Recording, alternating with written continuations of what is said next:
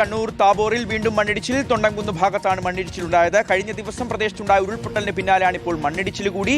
മണ്ണിടിച്ചിലിനെ തുടർന്ന് ഉദയഗിരി താബോർ റോഡ് അടച്ചിട്ടുണ്ട്. അഭിജിത്ത് മുടക്കുന്ന വിവരങ്ങൾ നൽകും. അഭിജിത്ത്, എന്താണ് പ്രദേശത്തെ സാഹചര്യം?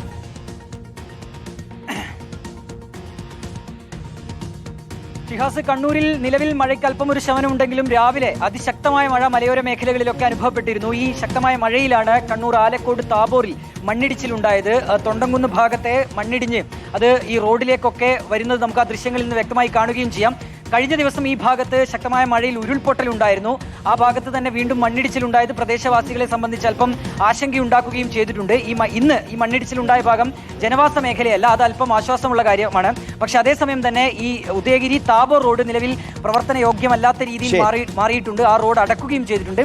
ഈ ഒലിച്ചു വന്ന മണ്ണും ചെളിയും ഒക്കെ മാറ്റുന്ന പ്രവർത്തനങ്ങളിലേക്ക് കൂടിയാണ് നിലവിൽ കടന്നിട്ടുള്ളത്. ശരി അഭിജിത്ത്.